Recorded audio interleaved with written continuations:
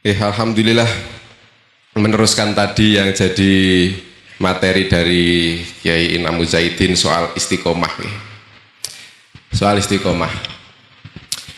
Sebelum kita lanjutkan, ini kalau memperkenalkan diri dulu, artinya membahas masalah istiqomah itu dengan keberadaan saya yang ada di sini itu menunjukkan bahwa jenengan jangan latak natu min rahmatillah. Jangan merasa putus asa terhadap rahmat Allah Subhanahu wa taala. Walaupun tadi dikatakan istiqomah itu berat, nggih. Menelisik latar belakang saya dulu.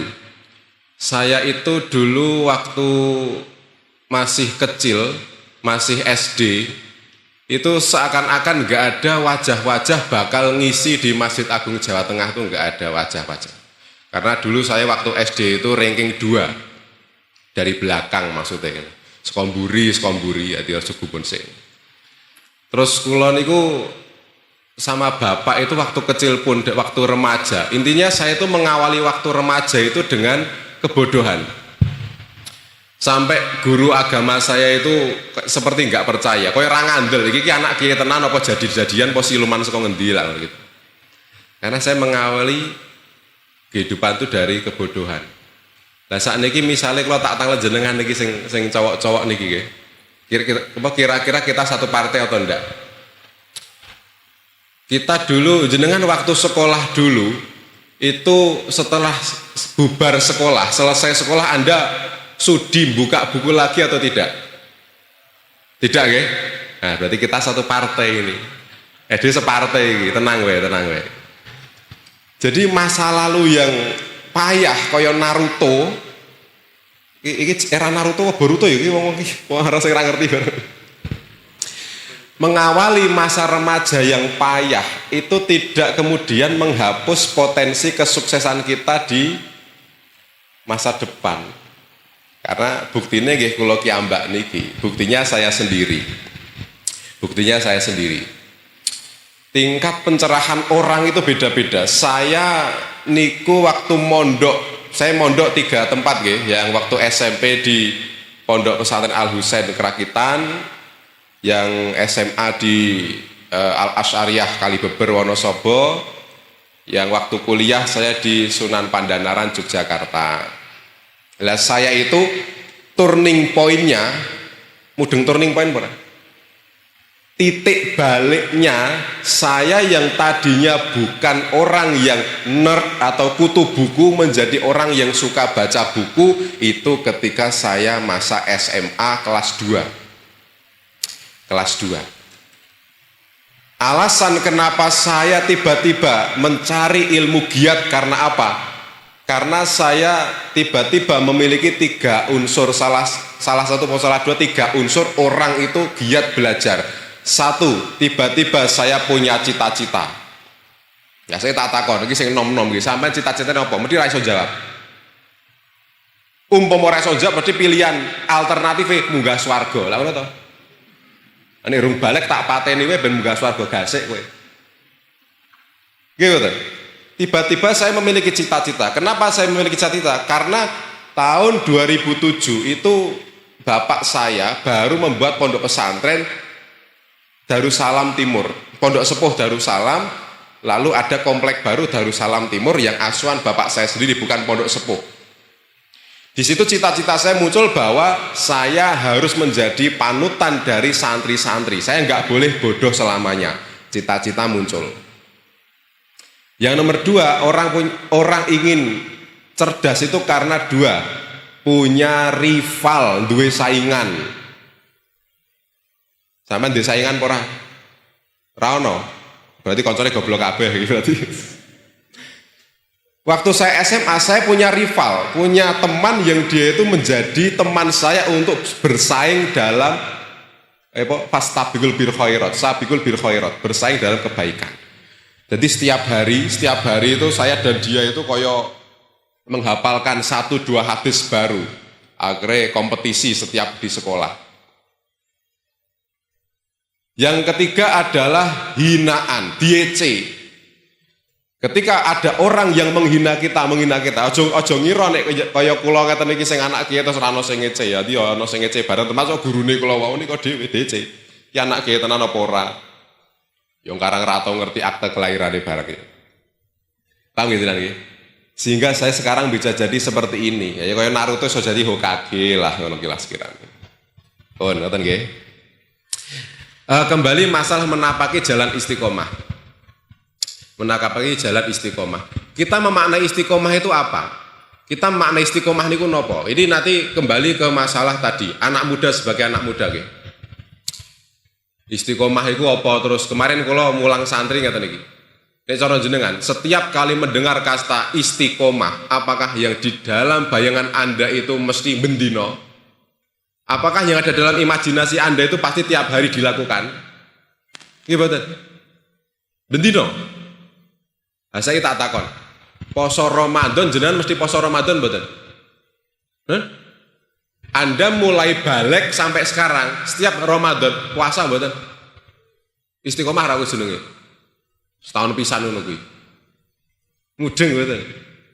Jadi ada keistiqomahan kayak wani kok ngendikane Profesor Nur Khairin tadi, ada momentumnya.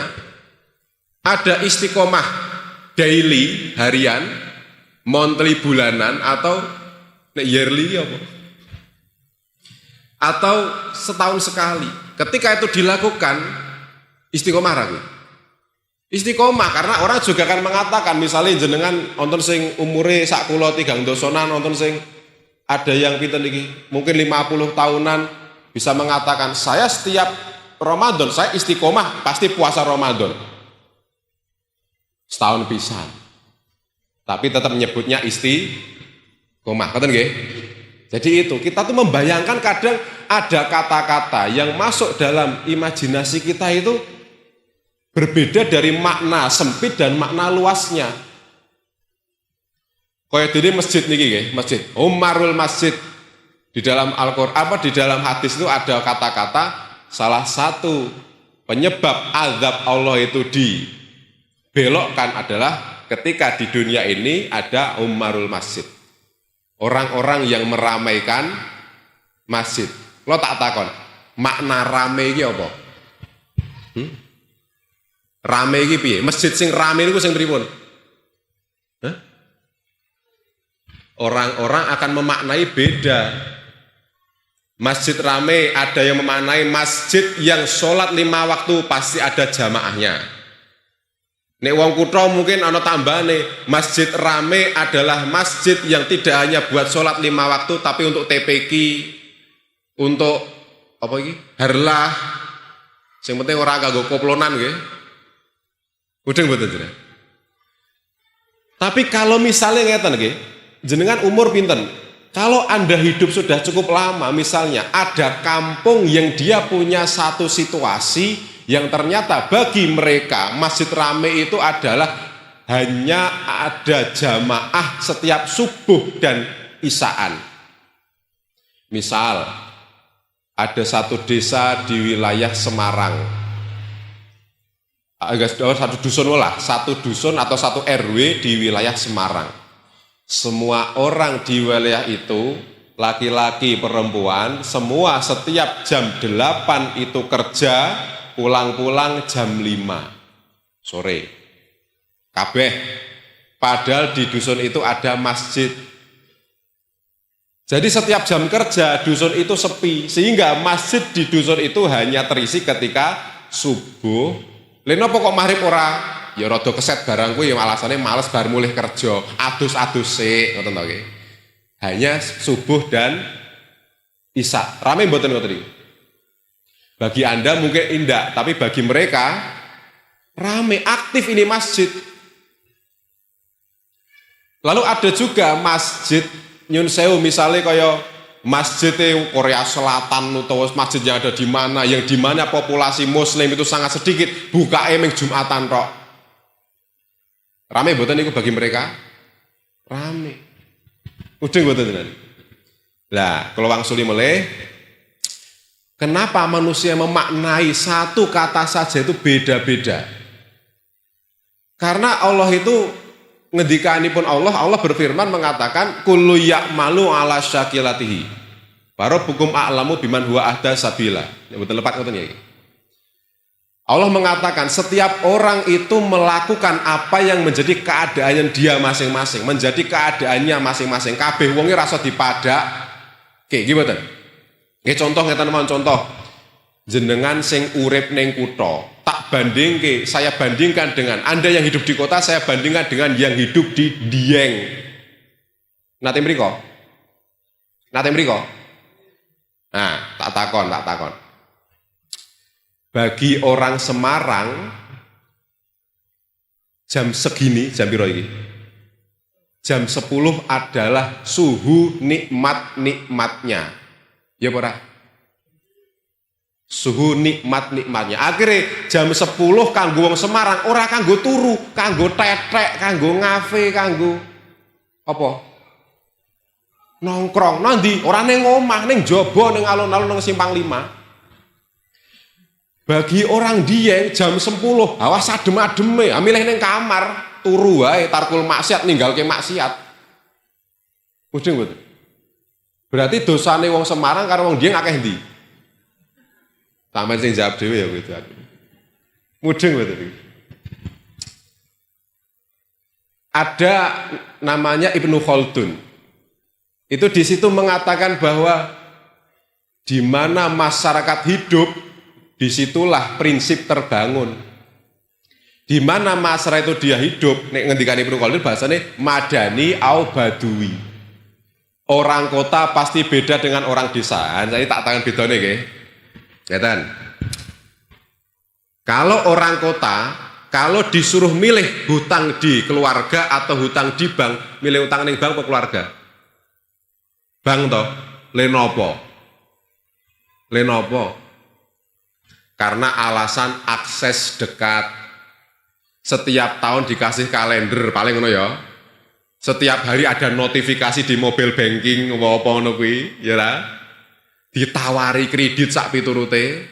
Orang kota karena dekat bank mengatakan lebih beresiko hutang di keluarga karena hutang ke keluarga lebih resiko memutuskan tali silaturahim. Tapi bagi orang gunung akses bank jauh, akhirnya milih utang ning dulur. Mudeng mboten? Lha napa kok beda? Beda le urip. Orang Dieng, kalau takon nggih ketika saya ngaji di sana, kenapa tak takoni sing wedok-wedok perempuan-perempuan, kenapa Anda itu jilbaban? Alasane nutup aurat, tenane. Kadang karena di sana suhunya dingin sampai dia itu lupa kalau berpakaian berukut untuk nutup aurat, mergo kademen. Ya kurang. Tapi Anda yang hidup di Semarang dengan suhu 32 derajat lebih, kok Anda mau tetap nutup aurat kudungan, walah sampai nonton iklan sampo diurutke kabeh, sing daun mint, sing freeze, sing apa, jajali kabeh, rambutnya adem apa ora. Sakniki apa di toko di apa e-commerce itu sudah banyak ada pakaian berkipas angin, topi berkipas angin, tuku kono jilbab berkipas angin. Kene iki ketemu kipas angin ngono kae. Gayane kepen adem tekan ngomah gering. Waduh. Mudeng mboten jenengan. Satu niku. Anda di kota gebiaring donya, nek cara bahasa Jawa gebiarnya dunia itu lebih dekat dengan Anda. Sementara orang gunung, kalau bahasa ting di rumah saya itu kan nyun sewu nggih, kula niku terlahir di wilayah Kiai Torekoh. Nyun sewu, kiai itu ada banyak. Ada kiai spesialis Torekoh, ada kiai spesialis Basul Masail, ada kiai taksis Quran, ada kiai khusus alat, ada kiai salaf, ada kiai hikmah, sak piturute. Pernah ngertos mboten tadi? Pernah tahu mboten? Kalau Kiai Basul Masail, tamu-tamunya akan bertanya, Pak Kiai, ini hukumnya apa, ini hukumnya apa?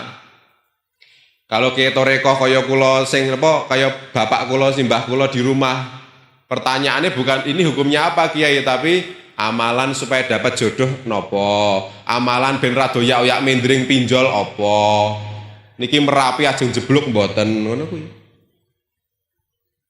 Mudeng mboten jenengan? Lah niki. Jamaah torekoh terbanyak adalah orang-orang yang pedesaan atau orang-orang yang di gunung-gunung. Kenapa? Karena mereka jauh dari perkotaan. Karena mereka spiritualitas adalah hiburan mereka. Itulah kenapa orang kota dengan orang desa itu lebih rajin ibadah orang desa. Karena mereka tanpa sadar mereka itu sudah detox dopamin. Apa gue? Apa gue?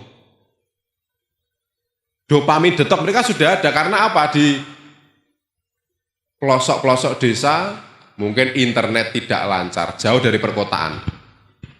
Nek wong Semarang melaku sekilo ketemu toko elektroniknya komplit, TV 24 in sampai 75 in tersedia kabeh.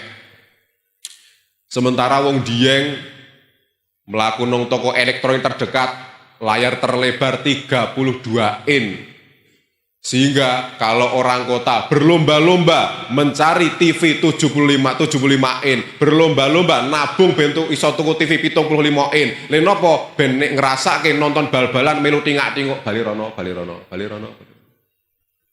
Sementara orang gunung karena mayoritas hanya 32 in, nggak pernah kepikiran ingin beli TV 75 in. Mudeng mboten jenengan? Paham mboten? Jadi di mana kita tinggal mempengaruhi mindset kula jenengan. Cobaan orang gunung akan lebih sedikit karena apa? Hawanya dingin, jarang nguruh wong wedok sing roke piro? Nang kene paling dhuwur piro? Piro? Rasa isin piro? Jare di bojo, nek di bojo masa apal gitu. Yo nek rok semono ki le cincingi piro dhuwure Mas ya. Wong gunung ra ono sing rok mininan, ra ono kademen ning kono. Dadi wong gunung ki vitamine ya rada kurang, mungkin rada cepet mati kok piye. Guyon mawon iki. Tapi orang kota dengan suhu seperti ini banyak yang saya kanggo wong lanang cobane wong lanang banyak wanita-wanita seksi. Sehingga cobaan orang kota itu besar-besar. Makanya nek jenengan iso sabar ngadepi kaya ngoten niku ganjarane insyaallah luwih gede. Amin Allahumma. Milih ngamini apa milih pindah omah gunung? Milih ngamini. Sambil nyawang mesti. Paham ini nggih? Lah niku. Jadi keistiqomahan itu sifatnya sendiri-sendiri. Ngendikane Kanjeng Nabi ahabul a'mali ilallahi atwamuha wa in qala. Memang yang dicintai oleh Allah adalah amal baik walaupun dia sedikit-sedikit. Tak critane niki wonten teori psikologi nggih. Ada teori psikologi. Saya pernah kloyi tahu maca nandi ya. Misalnya ngeten, kalau Anda berniat untuk mengistiqomahkan sesuatu, buatlah menu istiqomah seringkas mungkin. Maka nafsu Anda akan justru malah balik. Iki contoh, ada seorang laki-laki awake kuru kaya kula ngeten iki lah mungkin nggih. Kemudian dia itu kepengen punya badan yang maskulin, apa? Atletis nolah. Akhirnya dia membuat menu olahraga setiap hari push up 1 kali. Ini cara jenengan iki goblok sepengin pisan ya ora ngefek ngoten to nggih. Tapi dia membuat itu atau kata aja sing menu 1 kali, 3 kali Mas. Sehari saya akan push up 3 kali. 3 kali. Dia membuat prinsip seminimal mungkin. Apa yang terjadi? Ketika dia melakukan rutinitas menu istiqomah tadi, 1, 2, 3, egoisme dalam dirinya berontak. Sifat tidak mau kalah. Jadi dia punya rival tapi dirinya sendiri. Alah, mosok meng 3, sisan 4, alah sisan 5. Akhirnya niatnya cuma 3 kali sehari, tapi setiap dia praktek jadi 10 kali sehari. Karena orang itu kalau terlalu sedikit biasanya ora trimo dhewe, mudeng mboten. Mudeng mboten. Lah nggih. Sampai misalnya kita membuat keistiqomahan, bentuknya apa? Membaca Quran. Dawuh Ki Haji Muntaha Al-Afid, Allah yarham. Itu mengatakan, bacalah Al-Quran walau 1 ayat setiap hari. Kalau coba Anda amalkan, pokoknya saya setiap hari akan membaca 1 ayat. Tekan gone lah arah kuat, mesti kepinginnya punjul. Misalnya, iki jatai Al-Baqarah ayat 1. Aku tak niat mau Quran lah. Alif lam mim, wis tutup. Dak ya arep ngono. Mesti kurang toh. Anda pasti intinya iki piye yo? Boleh jelas iki ada sesuatu di dalam diri kita, spiritualitas kita yang mengatakan, yo aja kesithiken kok kowe kok keset temen. Mudeng betul. Jadi buatlah menu yang sedikit, nanti biarlah diri Anda yang akan merubahnya sendiri.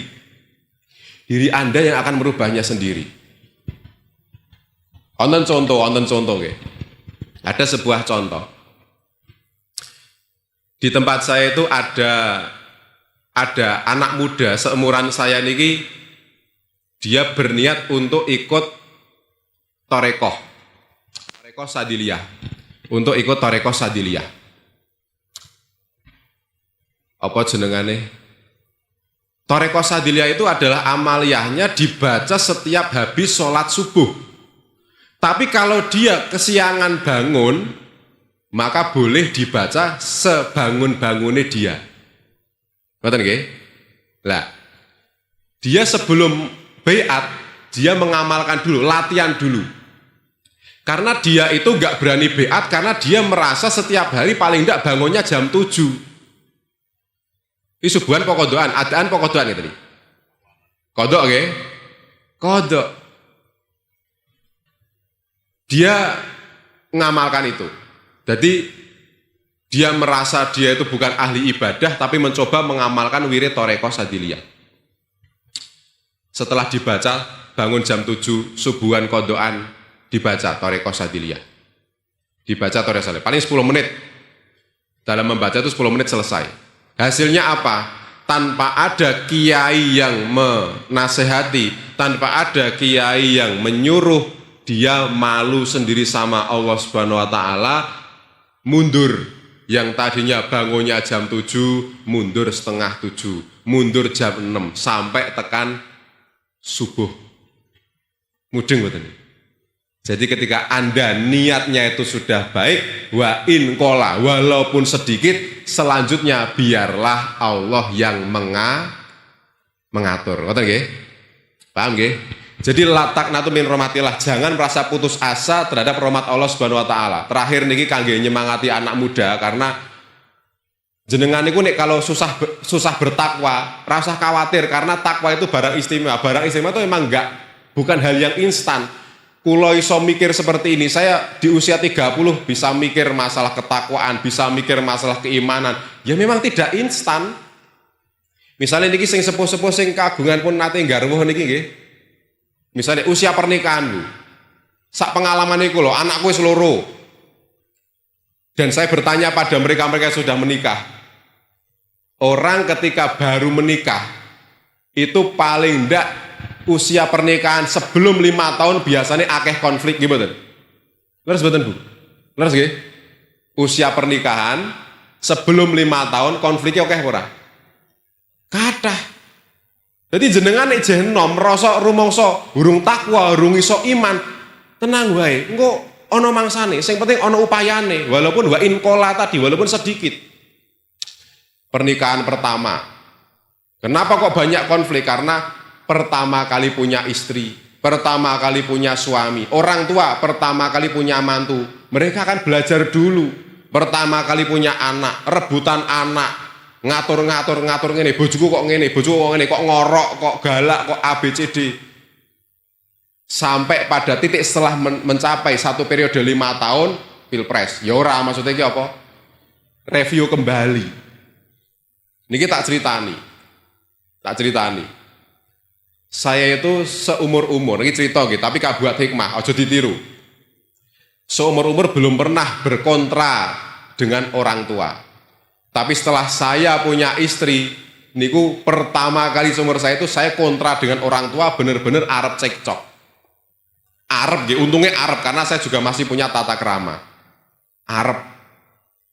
Karena apa? Ya niku wong tua gek wae ndek mantu, gek wae ndek putu, kadang ada kesenjangan di situ. Semua saling berusaha belajar. Tapi semakin lama semakin mempelajari, oh butuhe mantuku ngene, oh butuhe bojoku ngene, oh butuhe anakku ngene, oh carane ngadepi dulure bojoku ngene. Ipar baru belajar punya ipar, saudara baru belajar punya ipar. Semua saling belajar. Begitu pula dengan Anda. Karena kita itu mungkin nasibnya beda. Misalnya kaya kula niki sampai jam 10.15 nggih. Jam 10.15. Pun ngeten mawon. Kita terlahir sebagai orang yang beda-beda, lahir sebagai orang beda-beda. Wong tuane beda-beda. Kula duwe wong tua yang saya punya orang tua yang selalu mengupayakan rezeki halal saya karena orang tua saya ya kiai, jadi nguparake kiai. Tapi bisa jadi Anda punya nasib yang sebaliknya. Semoga mboten nggih. Anda mungkin punya orang tua yang waktu kecil, ketika Anda masih kecil, Anda tidak memegang kendali makanan apa yang masuk karena masih dibiayai orang tua. Bisa jadi Anda punya orang tua yang tidak peduli halal haram. Bisa jadi Anda nakal Anda saat ini termasuk karena barang halal yang pernah masuk ke dalam tubuh Anda. Ini ngojo golek kambang hitam gara-gara wong tuaku ya. Nyuwun tulung karo Gusti Allah. Karena Allah yang menempatkan Anda di situ. Terakhir saya kasih kisah fiktif karangan saya sendiri, tapi ini penting untuk pelajaran kita. Allah menciptakan manusia yang dia katakanlah, ini kisah fiktif, kisah karangan. Allah menciptakan manusia yang saat ini usia dia itu 100.000 tahun. 100.000 tahun.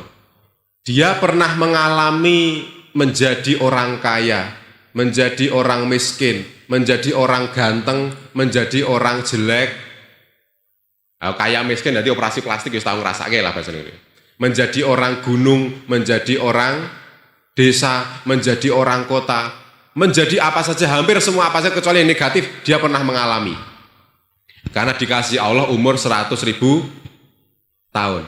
Pertanyaan yang kalau jenengan gitu, terutama sing nom-nom niki. Curhat paling enak itu curhat kepada siapa? Kepada orang yang sama-sama pernah mengalami. Akhirnya orang ini kalau buka praktek menerima curhat-curhat, saya akan menjadi listener for you. Nikmat betul ini. Jenengan pengen curhat orang ngomong ini, karena dia merasakan semua nasib yang ada di bumi ini. Anda akan ingin curhat dengan dia, karena merasa curhat dengan dia itu pasti pernah mengalami. Nasihat-nasihatnya bijaksana. Dia bisa merengkuh saya sepenuh hati. Pertanyaan yang akan kita ajukan adalah, kalau manusia ini bisa sebijaksana itu, bagaimana dengan Tuhan yang Maha Esa yang menciptakan dia? Mudeng mboten jenengan? Jenengan selalu kadang ditakut-takuti, Allah itu mudah murka. Allah itu A, Allah itu B, Allah itu C. Padahal kita itu disuruh untuk berbaik sangka kepada Allah Subhanahu wa taala di kitab Roh. Syekh Ibnul Qayyim Al-Jauziyah, kita disuruh berbaik sangka kepada Allah Subhanahu wa ta'ala. Jadi latak natumin rahmatillah, jangan kita itu berkecil hati, merasa putus asa dengan rahmat Allah. Ya Allah, bagaimana saya mau masuk Masjid Agung Jawa Tengah? Saya itu anak dari orang yang suka minum khamr, saya itu anak dari begini, saya itu tukang copet, saya begini. Orang ada urusan, nggak ada urusan. Selagi kamu berusaha menjadi orang baik, Allah akan menerimamu apa adanya. Di dalam Al-Quran itu kita diceritakan sosok Fir'aun. Kita akan mengatakan laknatu, gimana? Fir'aun dilaknat oleh Allah. Tapi itu dalam makna apa? Apakah Allah itu pernah berkata, wah, Fir'aun adalah produk gagal saya? Pernah betul Gusti Allah ngendika ngoten niku? Enggak pernah. Kenapa? Karena manusia seburuk Fir'aun pun itu bukan produk gagal Allah, karena Allah tidak akan pernah menciptakan produk gagal, karena Allah Maha sempurna. Mudeng mboten? Paham mboten jenengan? Jadi kalau langsung nih, jangan merasa putus terhadap rahmat dari Allah Subhanahu wa ta'ala. Siapapun Anda, apapun latar belakang Anda, Allah pantas disembah oleh siapapun, termasuk pembunuh bayaran, nyembah Allah pantas, maling, nyembah Allah pantas, pemerkosa, nyembah Allah pantas. Bukan karena dosa kita lalu kita itu gugur kewajiban menyembah Allah, bukan. La taqnatu min rahmatillah. Pun ngoten nggih, kene kedanten wis do ngantuk kabeh, wis nyawang wong angop pira aku. Kesedot kowe ngendikane Pak Yai ngono malah kelenger aku ora iso mulih. Nggih, semoga apa yang saya utarakan tadi saya sampaikan kurang lebihnya mohon maaf, membawa manfaat untuk kita semua. Amin. Ya, amin. Saya kasihkan kembali ke moderator, monggo.